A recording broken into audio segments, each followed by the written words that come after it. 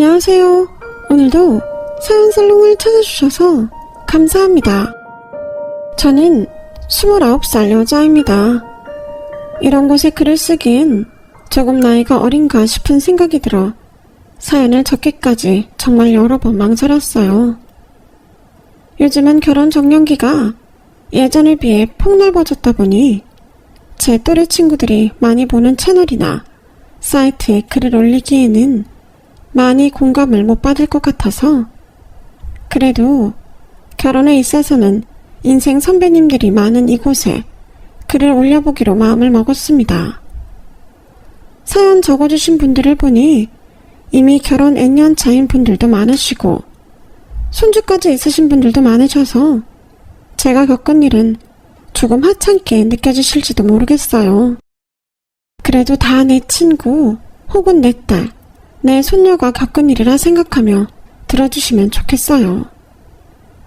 저는 어릴 때부터 소박한 꿈이 있었는데요. 20대가 끝나기 전에 결혼을 하는 게 소원이었어요. 20대 끝자락에 짝을 만나 백년가약을 맺고 30대부터는 제 의지를 잃은 새 울타리에서 삶을 시작하고 싶었거든요. 그 이유는 여러 가지가 있겠지만 사실은 부모님과 함께했던 어린 시절이 제게는 마냥 행복하지만은 않았거든요. 그래서 탈출구를 찾았던 것 중 하나가 결혼이었던 것 같아요. 부모님은 제가 어릴 때 많이 싸우셨고 집에 있으면 늘 불안하고 지치는 마음에 저는 고등학생 때부터 독립을 꿈꿨어요. 대한민국에서 가장 빨리 성공하는 방법은 공부를 열심히 해서 좋은 대학에 가는 거라고들 하던데 저희 집은 형편이 그리 좋지 못해서 저를 공부 쪽으로 밀어줄, 사교육시켜줄 돈도 없었고 저 또한 공부에 크게 흥미가 없다 보니 그쪽으로는 잘 안 되겠다는 판단이 진작에 들었어요. 그래서 집에 있는 시간을 줄이고 용돈은 직접 벌어 쓰고자 하는 취지로 고등학생 때부터는 동네 카페에서 아르바이트를 시작했는데 그것이 프랑스 디저트를 공부하신 사장님이 계시는 디저트 전문 카페였어요. 처음에는 별 생각 없이 용돈벌이 목적으로 다녔지만 가게에서 직접 디저트를 만드는 사장님을 볼 때마다 멋있다는 생각이 들더라고요. 손님이 없는 날은 가끔 사장님께서 일하는 걸 멍하니 구경하곤 했는데 어느 날은 사장님께서 먼저 물으시더라고요. 너도 빵 만드는데 관심이 있어 보인다. 아, 사장님이 일하시는 모습이 멋있어 보여서요. 전문적이시고 부러워요. 그럼 너도 배워볼래? 네? 제가요? 너 하고 싶은 거 없어서 고민이라며. 나한테 배워서 내 밑에서 일 좀 하든지. 그래도 돼요? 가르쳐주시면 저는 너무 감사하죠. 나도 제자를 길러보고 싶다는 생각은 늘 했었으니까. 대신 나도 공짜로 가르쳐주겠다는 건 아니야. 내 밑에서 적어도 5년은 일해라. 그럼 다 가르쳐줄게. 당연하죠. 가르쳐주신다는데 뭐든 할게요. 감사합니다, 사장님. 정말 감사합니다. 저는 그때 사장님의 제안이 아직까지도 제 인생에 내려온 한 줄기 구원의 빛이었다고 생각해요. 사장님께서 제 구체적인 사연을 묻진 않으셨지만 매번 싸우는 엄마 아빠를 말리다가 등 터지는 날이 많아서 종종 입술이나 얼굴에 멍이 지거나 팔뚝에 상처를 달고 출근했기에 제 집안 사정을 어느 정도는 꿰뚫어 보고 계신 듯 했어요. 저한테 하고 싶은 게 없냐고 물어도 늘 없다고만 하니 제가 걱정이 되셨던 모양이에요. 사장님의 그 따뜻한 오지랖 덕분에 그때부터 제 인생에 목표가 생겼죠. 사장님께 일을 열심히 배워서 언젠가는 제 가게를 차리는 거였어요. 사장님은 5년이라는 시간 동안 아주 기초적인 베이킹부터 직접 유학까지 다녀와서 배운 기술들까지 아낌없이 제게 퍼부어 주셨어요. 솔직히 말하면 저는 아예 무보수로 일을 해드리고 싶은 지경이었지만 사장님이 그러면 너무 허덕이지 않냐고 배려해 주셔서 받던 시급의 절반값은 꼬박꼬박 쳐주셨어요. 수업료로 치더라도 너무 싼 가격이었죠. 한 번도 생각해 본 적 없었던 제빵은 제게 너무나도 적성이었어요. 빵 굽는 냄새가 배어있는 공기의 달콤함도 좋았고, 집중을 하는 동안에는 잡생각이 날아가 마음의 평화와 안식이 찾아오는 일이 제겐 너무나도 즐겁더라고요. 가게 문을 닫고 나서도 사장님은 제가 충분히 연습할 수 있도록 공간을 내주셨어요. 그래서인지 정말 저도 제 가게 같은 마음으로 일했어요. 가게에 애정을 갖고 외국에서 오래 살다 오신 사장님께서는 잘 모르시는 SNS 홍보법도 그때그때 트렌드에 맞게 알려드리면서 가게는 더더욱 잘 되었죠. 그렇게 제가 26살쯤 되었을까요? 사장님께서는 독립을 제안하셨어요. 네가 내 밑에 들어와서 일한 나이가 18이었으니까 벌써 8년이나 같이 일을 했다. 그 중에 알바만 했던 기간을 빼도 벌써 6년이 넘었어. 남들은 대학교 갈 시간에 대학도 안 가고 열심히 배웠으니 이제는 독립을 하고도 남는 시기라고 생각한다. 아이, 아직 제가 독립하려면 멀었죠. 아직은 자금도 많이 부족하고. 자금은 네 퇴직금도 내가 챙겨줄 거고, 그동안 보시 덜 받은 걸 내가 다 모아뒀으니 걱정 말고 보태 쓰렴. 나도 내 제자가 직접 차린 가게가 보고 싶어서 그래. 사장님께서는 제가 그동안 덜 받고 일했던 알바비를 한 푼도 안 쓰고 다 그대로 모아두셨더라고요. 거기다 생각지도 못했던 퇴직금까지 챙겨주시니 생각보다 금액이 꽤 됐어요. 언젠가는 독립을 해야겠다는 생각은 있었지만 그렇게 일찍은 아니었는데 사장님 덕분에 용기 내서 또 다른 도전을 할 수 있게 되었죠. 제가 생각한 건 테이크아웃을 전문으로 하는 빵집이었어요. 사장님이 운영하시던 카페처럼 앉아서 먹고 갈 수 있는 가게를 차릴 수 있었다면 좋았겠지만 그러기엔 세도 너무 비싸고 인건비도 들어서 많이 부담스럽더라고요. 그래서 큰 회사들이 많이 들어와 있는 동네 부근에 식사 대용 토스트나 샌드위치를 주력으로 팔면서 제가 개발한 시그니처 메뉴들을 팔아보기로 했어요.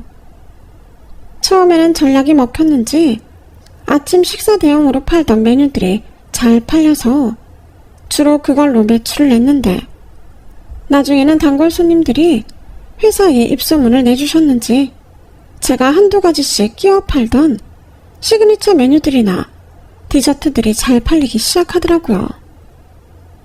직장인들 출근 시간대나 점심시간대에만 장사가 잘 됐었는데 나중에는 시그니처 빵과 디저트들이 인기가 더 많아져서 퇴근하고도 제 빵을 사가는 분들이 많아지셨어요. 그러더니 언젠가부터는 점심시간대에 하루치 준비했던 빵이 소진되는 일도 종종 생기더군요. 야, 역시 내 제자가 만든 가게라 그런지 인기가 엄청나구만. 맨날 내 가게 옆에 차리라고 했는데 그랬으면 아주 우리 집에 큰일 났겠어. 헤이, 스승님 따라가려면 멀었죠. 저는 그래봤자 작은 구멍가게인데요. 그게 더 무서운 거야.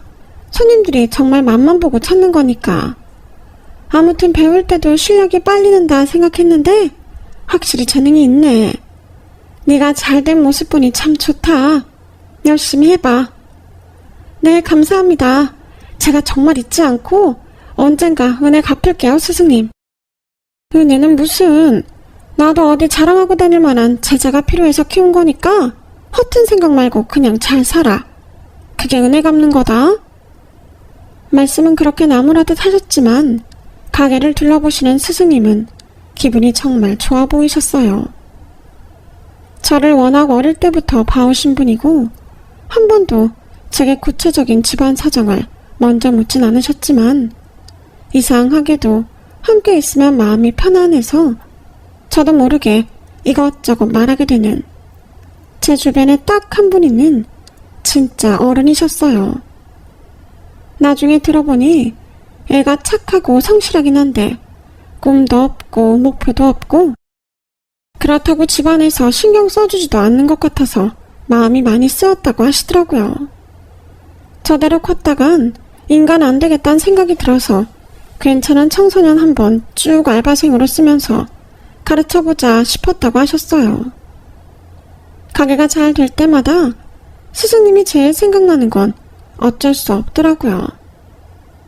제 성공의 절반 이상이 스승님 덕분이었으니까요. 매출이 잘 나온 달은 생각날 때마다 선물도 보내고 퇴근하고 스승님네 카페에도 자주 놀러갔어요. 제 성공을 진심으로 축하해주는 건 스승님 뿐이었어요. 일이 잘 풀리기 전에는 일을 어떻게 하면 잘 풀리게 할 수 있을까 집중하고 고민하느라 미처 몰랐던 것들이 보이기 시작했거든요. 사람이 잘 되기 시작하니까 그전에는 아무리 주변에 제가 뭘 하는지 말하고 다녀도 관심을 안 주던 사람들이 관심을 주기 시작하더라고요. 가게를 차리고 나서는 경제적으로 독립이 가능해져서 집을 나와 자취방을 구했는데 부모님은 그때부터 제가 돈이 생겼다고 생각하신 건지 그제서야 제가 하는 일에 관심을 갖기 시작하더라고요. 너 그 알바하던 거 사장한테 배워서 가게 차린 거냐? 엄마는 가게 차린 지가 언젠데 그런 걸 이제 물어보세요. 아니, 난 네가 알바나 하다가 헛된 꿈 꾸고 대출받은 줄 알았지. 사고나 안 치면 다행이라 생각했는데 집을 나간다 하니 그래도 돈이 좀 되나 싶어서. 가게는 좀 잘 되나 보지?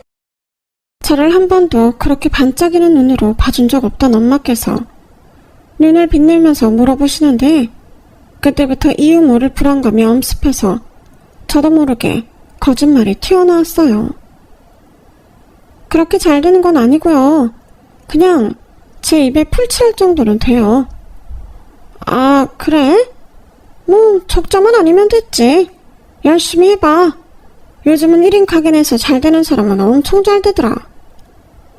가게 차리는데 도움은커녕 제가 뭘 하고 다니는지 관심도 없던 부모님이 저러시니 좀 기가 막히더라고요. 부모님뿐만 아니라 친구도 마찬가지였어요. 저는 대학도 안 갔고 고등학교 때도 막판에는 베이킹 배우고 일한다고 바빠서 친구들과 보내는 시간이 확연히 적었거든요. 그래서 제가 남아있는 친구는 딱 한 명 있었어요. 중학교 3학년 때 만나서 같은 고등학교로 올라가면서 쭉 친했던 친구였어요.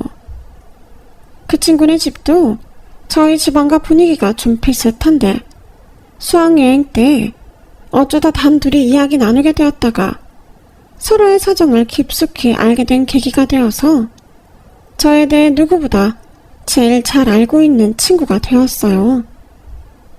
그때는 감수성도 한참 예민할 나이고 아무리 노력해도 나아지지 않는 환경 때문에 우울하고 불안한 날들을 보내고 있던 터라 저와 처지가 비슷한 친구가 있다는 게 참 큰 위안이 되었던 것 같아요.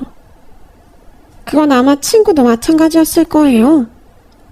저희는 누구보다 서로가 잘 되길 응원해주며 자랐지만 사실은 서로의 불행에 약간의 위로를 받고 있었던 것 같아요.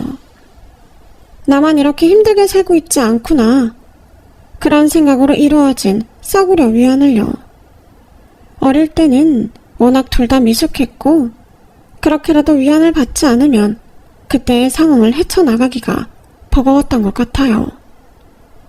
저도 학생 때야 그런 생각을 했다지만 크면서 제 할 일 찾고 바쁘게 살다 보니 그런 감정은 금방 휘발되고 친구와 저 둘 다 정말 잘 됐으면 좋겠다는 마음만 자연스럽게 남게 됐죠. 이제는 둘 다 과거의 상처에 그만 발목 잡혔으면 하는 마음이 컸다고 해야 할까요? 친구도 처음엔 제가 베이킹을 배워보겠다고 했을 때 저를 누구보다 지지하고 응원해주고 지켜봐줬지만 막상 제가 잘 되는 것 같으니 태도가 조금 변하는 것 같았어요. 지연아, 우리 만난 지 너무 오래된 거 아니야? 가게 차리고 더 바빠진 것 같아. 보고 싶다. 만나야지. 맞다. 내가 연락한다는 게 정신없어서 깜빡했네. 언제 시간 괜찮아?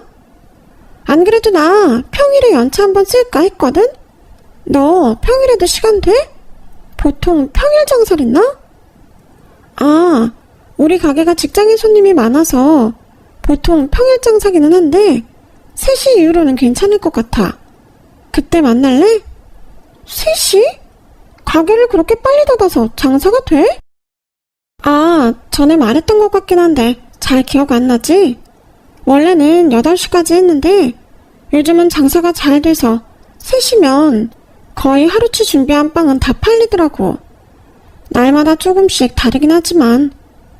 뭐? 가게 잘 된다고는 들었지만 그 정도야?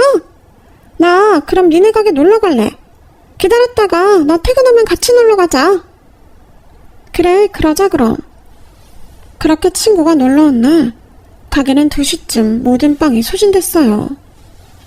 친구는 눈이 튀어나올 것처럼 커져서는 비어있는 진열대를 빤히 보더라고요. 아니, 이 정도면 진짜 엄청난 맛집 아니야? 왜 말 안 했어? 말은 다 했는데 그땐 네가 반응이 없길래 관심이 별로 없나 보다 했지. 아니, 이 정도인 줄은 몰랐지. 이렇게 잘 되는 집은 흔치 않잖아. 생각해보니 너 베이킹 초반에 연습할 때 말고는 네가 만든 빵을 먹어본 적이 없네. 나 만들어줘. 나 먹어볼래. 제일 친하다는 친구라는 애가 이제 와서 이러는 게 조금 제 입장에서는 어이가 없긴 했지만 남이 하는 일이니 그럴 수 있다 싶어서 그땐 그냥 넘어갔어요. 그런데 그날 이후부터 친구가 제가 하는 일에 관심을 갖기 시작하면서 뭔가 묘하게 태도가 바뀌더라고요. 평소 같으면 제가 한 번 사면 같이 사던 애가 언젠가부터 계산을 할 때가 되면 슬쩍 뒤에 빠져 있는다든지, 정산을 해준다며 한 번에 계산해달라더니 금액을 계산해서 보내줘도 돈을 은근슬쩍 안 보내고 까먹은 척 한다든지 은은하게 스트레스를 주더라고요. 그것뿐만이 아니었어요. 은근히 이런 것들이 쌓여 한 소리 따끔하게 해야겠다 싶을 때쯤이 오면 갑자기 태세를 전환해 불쌍한 척을 해왔어요. 너 잘 사는 거 보니 좋긴 한데 가끔 우울하다. 왜 그래? 무슨 일 있어? 아니, 우리 어떻게 보면 되게 비슷한 처지였잖아. 그래서 서로 공감하면서 친해졌던 거고. 근데 네가 잘 되면서부터 좀 변한 것 같아서 내가 무슨 말을 해도 잘 공감도 못하는 것 같고. 그게 무슨 소리야?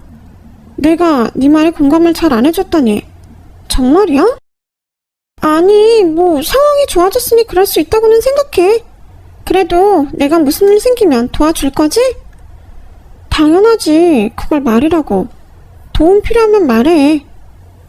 그 친구가 그렇게 서운하다고 할 때마다 처음엔 저도 어쩔 줄을 몰랐어요. 저조차도 스스로 이렇게까지 잘 될 줄 몰랐기 때문에 제 환경이 변하면서 이렇게까지 주변에도 변화가 생길 줄은 몰랐던 거죠. 적응이 안 되는 부분도 많고 저도 인간이다 보니 감정적으로 서운하고 이해 안 되는 점도 많았어요.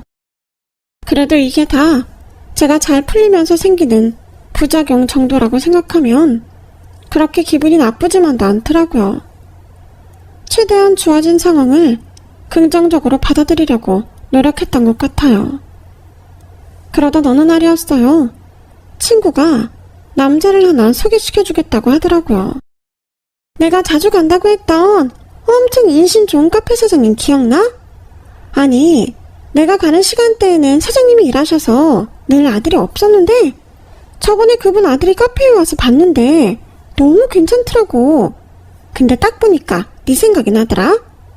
너도 카페 일도 해봤고 지금도 베이커리 하니까 어떻게 보면 비슷한 업종이잖아. 내가 너 얘기하니까 사장님이 너무 좋아하시던데 아들 한번 만나볼래? 어우, 야, 됐어. 뭘 그렇게까지 만나. 야, 그럼 너 행동 반경이 맨날 가게 집인데 남자는 어디서 만나게? 뭐 손님이랑 만날래? 그러지 말고 한번 만나봐. 진짜 괜찮아서 하는 말이라니까? 친구의 계속되는 권유에 결국 나중에는 저도 귀가 솔깃하더라고요. 친구 말 맞다나 가게에만 틀어박혀 빵만 만들고 팔고 있으니 만나는 사람이라고는 저희 손님들 뿐이었거든요. 거기다 저희 가게 손님의 80% 이상이 여성분들이라 제 또래의 젊은 남자를 만나기란 하늘의 별 따기였죠. 그래서 결국에 만나보기로 했어요. 친구가 이렇게 괜찮다고 호언장담을 하는 남자가 어떤 사람인지 궁금하기도 했고, 비싼 업계 종사자라고 하니 기본적인 호감은 가더라고요. 잘 된다면 서로 도움도 줄 수 있을 것 같다는 생각도 들었고요. 괜히 직업병 같은 건지 만나보기 전에 어머니랑 운영한다는 카페 후기까지 찾아봤는데 후기가 하나같이 사장님 둘 다 친절하다고 적혀있더라고요. 손님에게 친절한 거야 당연한 거라 생각할 수도 있겠지만 생각보다 많은 가게가 그렇지 않거든요. 그래서 조금쯤은 안심을 했던 것 같아요. 실제로 만나본 남자는 정말 친구 말대로 인상도 훈훈하고 호감형이었어요. 말투에도 친절함과 다정함이 베이스로 묻어있었고 대화를 좀 나눠보니 제가 원하던 자상하고 가정적인 성향을 가진 남자 같아서 저도 모르게 푹 빠지게 됐어요. 다행히도 쌍방호감이라 몇 번 연락을 주고받고 식사도 한 끝에 저희는 금방 연인이 되었어요. 둘 다 자영업을 하는 거다 보니 바빠서 자주 만나지 못했지만 만나면 일 얘기도 하고 피곤한 날은 아무것도 안 하고 같이 쉬기만 해도 힐링이 되더라고요. 서진아, 정말 고맙다. 네 덕분에 정말 잘 만나고 있어. 그러니까 내가 둘이 잘 어울린다고 했잖아. 내가 이렇게 촉이 좋다니까. 너 맨날 좋은 남자 얼른 만나서 시집가버리고 싶다고 노래 불렀잖아. 내가 그 꿈 이루게 해주려고 애썼다. 아, 그랬었지. 나도 나이가 들긴 했나봐. 까먹고 있었네. 일하느라 바빠서 그동안 연애 생각도 없었다 보니까 네 덕분에 다시 생각이 나네. 기왕 이렇게 된 거 지금 만나는 사람이랑 쭉 잘 만나서 결혼까지 가봐봐. 뭐 나도 그랬으면 좋겠지만 사람 일이라는 게 또 어떻게 될지 모르는 거니까. 어머, 얘 좀 봐. 남자친구가 들으면 서운하겠다. 정 고민되면 우리 사장님 한번 만나보고 결정을 하든지. 사장님이 얼마나 좋은 분인데. 너 그런 시어머니 다시는 못 만난다? 그래 뭐 천천히 생각해볼게. 남자친구를 소개시켜준 건 고마웠지만 가끔은 친구의 과도한 관심 때문에 부담스럽기도 했어요. 그럼에도 잘 만났던 건 남자친구가 제 말이라면 껌뻑 신용도 하는 다정한 남자였기 때문이었고요. 친구 말대로 정말 제가 꿈꾸던 남자였고 언젠가 결혼을 한다면 꼭 이런 남자랑 하고 싶었죠. 연애를 시작한 지 1년쯤 되었을 쯤부터 저도 모르게 남자친구에게 의지를 많이 하게 되더라고요. 그동안은 스스로의 힘으로 도전하고 이뤄내고 버텨왔다면 의지할 곳이 생기니 마음이 든든하고 외롭지가 않더라고요. 그렇게 마음이 깊어지던 중 1주년하고도 100일이 되었을 때 남자친구에게 청혼을 받았어요. 그때가 28의 끝자락이라 문득 잊고 있던 꿈이 떠오르더라고요. 30살이 되기 전에 제 가정을 꾸리겠다는 그 꿈이요. 그때쯤 저는 제가 잘되니 자꾸만 돈을 빌려달라고 하는 부모님 때문에 스트레스를 받고 있었어서 더더욱 결혼하고 싶은 마음이 커져 있던 상태였어요. 그래서 묻지도 따지지도 않고 청혼을 승낙했죠. 나를 반년 뒤로 잡고 제가 29이 되는 해에 결혼을 하기로 약속했어요. 식장 들어가기 전까진 모르는 게 결혼이라지만 막상 남자친구와 결혼 약속을 하고 나니 정말 새 가족이 생긴 기분이더군요. 남자친구네 카페에도 자주 놀러가며 예비 시어머니께도 얼굴 도장을 찍으며 좋은 관계를 이어나가기 시작했죠. 자기야, 근데 자기는 어떻게 이렇게 빵이랑 쿠키를 맛있게 만들어? 나도 열심히 만든다고 만드는데 왜 이런 맛이 안 나는지 모르겠어. 왜? 오빠네 가게 빵도 맛있던데? 저번에 가져와서 같이 먹어봤잖아. 괜찮던데? 그냥 괜찮은 거랑 줄 서서 먹는 가게랑은 차원이 다르지. 우리도 직접 만든 건데 손님들은 어디서 떼온 건 줄 알더라. 얼마 전에는 리뷰에 악플도 달렸어. 다 좋은데 빵 맛이 별로라고. 여기서 베이커리 사 먹지 말라고. 뭐라고? 그런 악플 달릴 정도는 절대 아니야. 그런 말에 너무 속상해하지 마. 악플 하나하나에 휘둘리다 보면 결국 방향을 잃더라. 나도 먹어봤잖아. 안 괜찮았으면 이런 말 하겠어? 나 나름 줄 서서 먹는 가게 사장이잖아. 내 말 믿어봐. 그래도 나도 발전을 하고 싶어서 그래. 요즘 가게 매출도 자꾸 적자 겨우 메우고 엄마도 걱정이 많으셔. 혹시 나한테도 비결 좀 알려주면 안 돼? 레시피 그대로 쓰지는 않을게. 우리 가게 좀 살려보려고. 그런데 그건 조금 곤란해. 이건 100% 내 아이디어로 만든 레시피도 아니고 나 가르쳐주신 스승님 계신데 그분이 쓰시는 레시피도 들어가 있어서 어차피 나처럼 빵 전문점도 아니고 커피에 곁들일 만한 베이커리 하는 건데 너무 그렇게까지 스트레스 받지 마. 커피가 맛없다는 것도 아닌데 뭘. 어차피 사람 입맛 다 못 맞춰. 하루는 남자친구가 곤란한 부탁을 하기에 거절을 했지만 끊임없이 부탁을 해오는 통에 동종업계 종사자로서 마냥 외면하기가 힘들더라고요. 그래도 레시피 공유는 가르쳐주신 스승님에게도 못할 짓이라는 생각이 들어서 결국 저희 가게 빵을 콜라보 형식으로 남자친구네 카페에 일정 수량 저렴한 가격에 공급해주는 걸로 합의를 봤어요. 저로서는 약간의 손해를 감수하면서 도와준 거였죠. 덕분에 그걸로 홍보도 좀 되고 남자친구네 카페 매출도 반짝 뛰었어요. 다른 사람이었다면 절대 그렇게까지는 도와주지 않았겠지만 앞으로 제 가족이 될 사람들의 가게라고 생각하니 발벗고 나서서 도와주고 싶더라고요. 같이 잘 되는 게 저에게도 좋은 일이니까요. 그렇게 좋은 마음으로 도와주고 있던 어느 날이었어요. 결혼 준비를 하면서 집 이야기를 하는데 남자친구가 생각지도 못한 얘기를 꺼내더라고요. 자기야, 혹시 우리 가게 세 좀 내줄 수 있어? 어? 갑자기 그게 무슨 소리야? 요즘 카페 잘 되지 않아? 세 못 낼 정도로 힘들지 않잖아, 이제. 아무리 저희 가게가 잘 된다고 하더라도 아직은 오래된 가게도 아니었고 부모님도 주기적으로 이런저런 이유를 대며 돈을 빌려가서는 안 갚고 계시던 상황이라 제 수중에 남의 가게 세를 아무런 부담 없이 내줄 만큼 돈이 많지는 않았거든요. 게다가 남자친구네 카페가 있는 건물은 번화가, 중심지 위치 좋은 곳에 있어서 보나마나 세가 장난 아니게 높을 게 뻔했어요.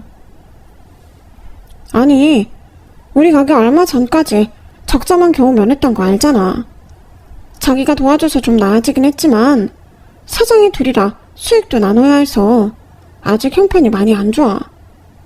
자기가 그래도 우리보다 형편은 나으니까 몇 달만 도와주면 금방 수익 회복해서 갚을게. 조금만 신세지자. 어? 내 형편 대충 알면서 무슨 그런 소리를 해. 차라리 반반이면 모를까. 나 혼자는 힘들 것 같아. 그리고 난 도와줄 수 있는 만큼 도와준 것 같은데? 에이, 그렇게 말하면 좀 서운하지. 우리가 그렇게 레시피 좀 공유해달라고 했는데 영업 비밀이라고 끝까지 안 알려줬으면서. 그러게, 우리가 좀 알려달라 할 때 알려줬으면 여기까진 안 왔을 거 아니야. 우리 이제 곧 결혼도 할 건데 카페 잘 되면 당신한테도 좋은 거 아니야? 솔직히 나도 그렇고 엄마도 그렇고 당신 너무 이럴 때 성구니까 야속하더라. 내가 왜 그런지 다 설명해줬잖아. 나 혼자 개발한 게 아니라니까. 만 연구는 사실 가게마다 다 다르게 스스로 해야 특색이 있는 거지. 내 레시피도 스승님이 알려주신 거에서 약간 차별화를 둔 거야. 그런데 지금 오빠랑 어머니가 그렇게 연구할 시간이 있어? 난 없어 보이는데? 내 레시피 갖다 쓸 거면 내 가게는 특색이 없어지잖아. 사람들이 같은 맛이면 빵이랑 커피 다 앉아서 먹고 갈 수 있는 곳을 선호하겠어? 테이크아웃을 선호하겠어? 우리 가게들이 서로 위치가 그렇게 먼 것도 아닌데 당연히 우리 쪽 매출이 저조해지겠지. 아무리 가족이어도 지킬 건 지켜줘야지. 내가 도움을 아예 안 준 것도 아니고 그런 소리 듣기엔 나도 억울해. 나도 우리 가게 좀 손해보면서까지 도와준 건데.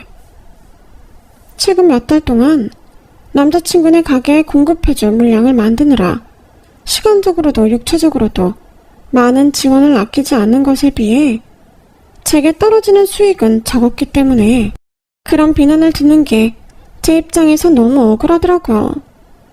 제가 눈물까지 글썽이자 여기서 멈춰야겠다 싶었는지 남자친구가 금방 저를 끌어안고 토닥여줬어요. 알겠어. 미안해. 당신도 혼자 가게 운영한다고 힘들 텐데 우리 나중에 결혼하면 가게 합치던지 할까? 그건 됐어. 그 와중에도 은근슬쩍 싫은 제안을 던지는 남자친구의 말에 거절은 확실히 했네요. 그런데 뭔가 그때부터 찜찜하다는 기분이 들긴 했던 것 같아요. 그리고 며칠 후에 스승님께 오랜만에 전화가 왔어요. 지연아, 잘 지내지? 네. 제가 먼저 연락을 드렸어야 했는데 요즘 결혼 준비로 바쁘고 정신이 없어서요. 죄송해요. 아니야, 그거야 이해하지. 그런데 다른 게 아니라 너 결혼한다는 사람 말이야. 그 사람 가게에서 네 빵을 판다길래 얼마 전에 그 동네에 갈 일이 있어서 그 카페에서 약속을 잡았었거든. 거기 여 사장님이 너네 시어머니 될 사람 맞지? 네, 맞아요. 그런데 그게 왜요? 스승님 입에서 나온 말은 충격적이었어요. 스승님이 친구분과 약속을 잡은 그날 카페에서 주문을 하려고 보니 저희 시어머니 친구분들이 와서 수다를 떨고 있다고 하시더라고요. 스승님이 그분들 옆 테이블이셨는데 시어머니가 일하시는 동안 그분들끼리 이야기한 내용을 어쩌다 보니 엿듣게 됐는데 도저히 그냥 지나칠 이야기가 아니라서 저에게 연락하셨다고 했어요. 여기 빵이 쟤네 며느리네 빵이라며? 맛있긴 엄청 맛있네. 왜 줄 서서 먹는지 알겠다. 그러게. 그 기집애는 그냥 카페 합쳐서 여기 와서 빵이나 만들지. 왜 자기 가게를 굳이 하겠다고서는.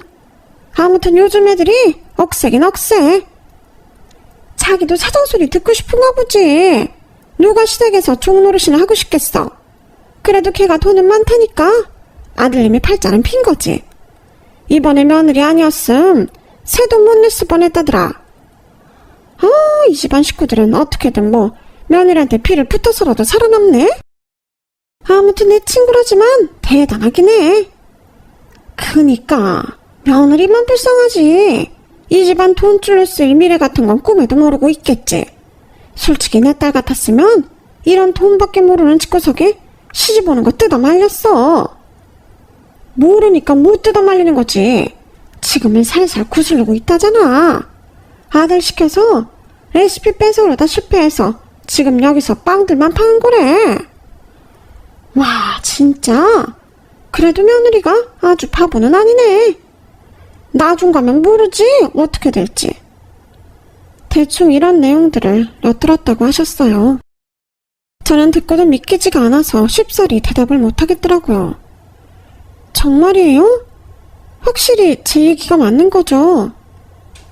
나도 처음엔 긴가민가 해서 친구랑 대화도 멈추고 들었어. 그런데 빵 얘기하며 거기 사장님이 일 끝나고 그 테이블에 앉아서 우리 며느리 어쩌고 하면서 이야기하는 거 보니까 아무리 봐도 맞는 것 같더라고. 혹시나 싶어서 사진도 찍어왔어. 이 사람 맞지? 스승님이 보낸 사진 속엔 친구분들과 즐겁게 웃고 있는 시어머니가 계셨어요. 전화를 끊고 나서는 정말 착잡하더라고요. 제 결혼 소식을 저희 부모님보다도 기뻐해 주신 게 스승님이었어요. 괜히 저런 말씀을 하실 분도 아니었고 확실하지도 않은 얘기를 하실 분은 더욱 아니었어요. 하지만 너무 받아들이기 힘든 이야기를 들으니 사람 뇌라는 게 자꾸 저도 모르게 좋은 쪽으로 합리화를 시키려고 노력을 하더라고요. 스승님이 저를 위해 전해주신 말을 의심하는 건 아니지만 말이라는 게 뉘앙스가 아다르고 다른 거니까 뭔가 분명 다른 뜻이 있었을 거라는 생각을 했어요. 돈 잘 버는 며느리가 있다고 하니 친구분들이 시기를 해서 괜히 저런 말씀을 나눈 걸 수도 있고 여러 가지 경우의 수가 떠오르더라고요. 그래도 결혼은 신중해야 하는 만큼 의심의 끈은 놓지 않았어요. 그런데 그날로부터 그리 머지않아 진실이란 건 결국 밝혀지더라고요.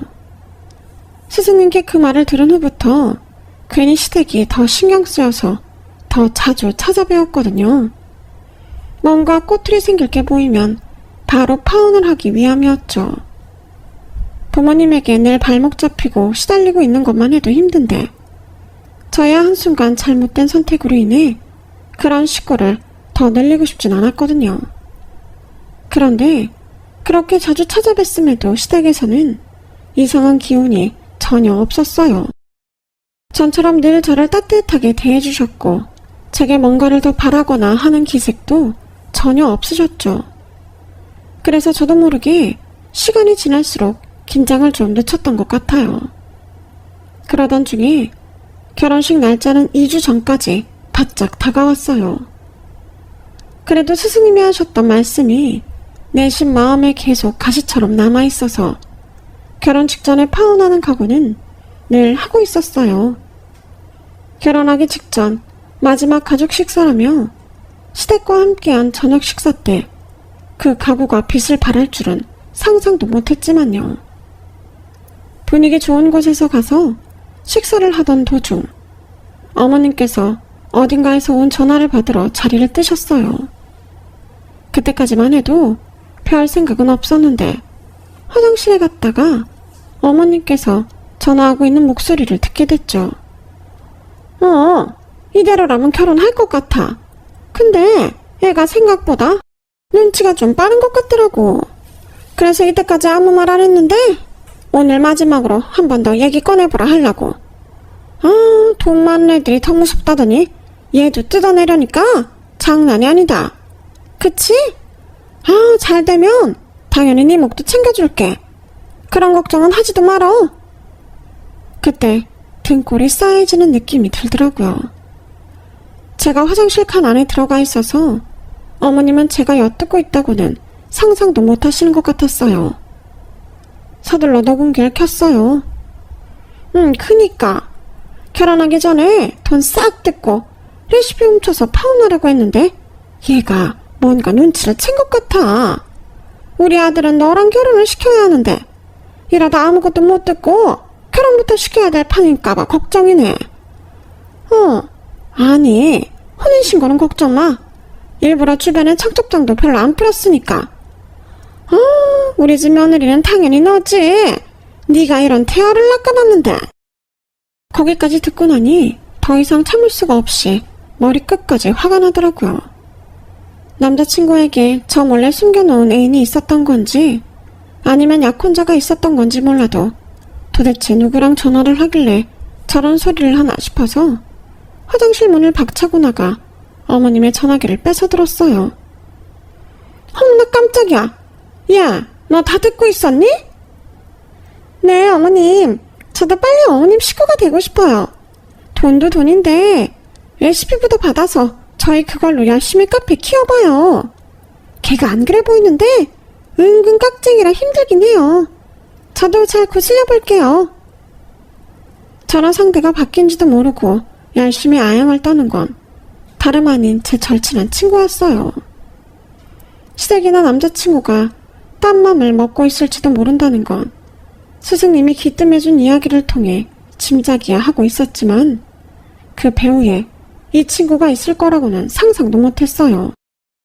애초부터 저에게 이 인간들을 소개시켜준 것도 이 친구고 모든 게 이런 계획하에 이루어졌던 거라고 생각하니 너무 화가 나서 손이 바들바들 떨리더라고요. 야, 이서진, 너 미쳤어? 네가 그러고도 진짜 인간이야? 여보세요? 어머님! 어머님! 어머님 같은 소리 하네. 너랑 너네 어머님이랑 거지 같은 남친놈 내가 다 작살낼 거니까 그렇게 알아. 뭐? 지연아, 그게 아니라. 전화를 끊고 저는 전화기를 어머님 가슴팍에 던져버렸어요. 사색이 돼서 저를 붙잡는 어머님 손길을 제대로 뿌리쳤죠. 저 지금 어머님 대화하신 거 이거 다 녹음했어요. 그동안 제 빵 받아다가 장사하는데 재미 좀 보셨죠? 남이 피땀 흘린 노력 뺏어서 자기 욕심 채우려던 채우가 어떻게 되는지 제가 똑똑히 보여드릴게요. 저는 바로 식사하던 곳으로 가 먹고 있던 밥상을 엎을까 하다가 그건 겨우 참고 제 가방을 갖고 나와버렸어요. 남자친구와 영문도 모르고 따라왔지만 헤어지자고 일방적으로 통보한 뒤 차를 타고 집에 와버렸죠. 그리고는 바로 동네 카페에 글을 작성했어요. 동네에 저희 가게 빵을 받아 쓰는 카페는 거기밖에 없어서 댓글에서 얼마안가 바로 상호명 추측을 하더라고요. 저는 같은 내용을 친구란 인간이 다니던 회사 게시판에도 올렸고 그 두 글은 금방 인터넷에서 화제가 됐어요. 증거가 없지 않냐고 난리를 치는 사람들에게는 녹음 파일이 있다고 주장했지만 법적으로 문제가 될 수 있어 올리는 건 자중하고 있었어요. 그때 누군가 저를 대신해 글을 써주셨는데 그건 누가 봐도 바로 저희 스승님이셨어요. 스승님은 저희 시어머니가 카페에서 친구분들과 나눴던 대화 내용에 대해 디테일하게 적고 저를 옹호하는 글을 써주셨더라고요. 증인이 나타난 걸 보고 증거도 없이 비난하냐며 저를 욕하던 여론은 금방 잠재워지고 그 분노가 다시 두 사람에게로 돌아갔죠. 결국 둘은 인터넷에 유명 빰찍 레시피 뺏어다 장사하려던 사기꾼 바람 커플로 신상까지 까발려졌어요. 카페명, 어느 회사 어느 부서인지 얼굴과 이름까지 밝혀졌죠. 인터넷의 힘이 이렇게 무섭더라고요. 전 남자친구는 제게 전화가 와서 제발 글을 내려달라, 좋게 마무리 지어달라고 애원했지만 전 너무 괘씸해서 절대 그럴 생각은 없어요. 다 엄마가 시켜서 그런 거지 자기 의견은 없었다. 엄마는 걔랑 결혼하라고 하는데 난 처음부터 너였다고 울면서 애원하는데 아예 흔들리지 않았다면 거짓말이었겠지만 남은 인생을 남편의 말에 휘둘려 다시는 꼴도 보기 싫은 인간들과 평생을 엮여 살고 싶진 않았어요. 아니, 사실 이런 일을 겪고도 결혼을 한다면 그게 더 미친 거겠죠. 눈 뜨고 뒤통수 맞고 코까지 베일 뻔했는데 고작 애원 정도로 제가 다시 본인과 결혼할 거라 착각했다면 저를 단단히 바보로 안 거죠. 저는 예전에도 그렇고 지금도 그렇고 스승님을 통해 또다시 구원을 받은 듯한 느낌이었어요. 틈만 나면 돈을 뜯어내려는 부모나 잘 나가니 하나밖에 없던 친구도 뒤통수 치는 이렇게 험난하고 의지할 곳 하나 없는 세상에 스승님 한 분만큼은 진심으로 저를 걱정하고 위해 주신다는 게 너무 큰 감동이었어요. 이번 일을 통해 느낀 건 100명의 적이 있어도 단 한 명 제 편이 있다면 그것만으로도 세상은 버틸만 하단 느낌이 든다는 거였어요. 이렇게 인간적으로 몹쓸 배신을 당했는데 마음이 아프지 않았다면 말이 안 되지만 그래도 금방 정신 차리고 훌훌 털고 일어날 수 있었던 건 스승님 덕분이었던 것 같아요. 제 폭로글 덕분에 신상이 까발려진 탓에 시댁이 운영하던 카페는 망한 지 오래됐고 저와 스승님이 운영하는 가게가 더 잘 되어 예전만큼 자주 뵙지는 못하지만 스승님은 평생 제가 살면서 은혜를 갚으려고 해요. 여러분께도 인생에 이런 귀인 한 명쯤 계셨으면 좋겠다는 생각이 들어요. 살면서 귀인을 만난다면 절대 그 인연 놓치지 말고 소중하게 잘 대해주세요. 인생에 찾아오는 몇 번의 큰 위기 속에서도 그런 귀인이 곁에 있어준다면 세상은 아직 살만하니까요. 함께 해주셔서 감사합니다. 여러분, 사연 댓글에 응원과 현명한 조언 부탁드려요. 좋아요와 구독은 저에게 큰 힘이 됩니다. 오늘도 좋은 일 가득하세요.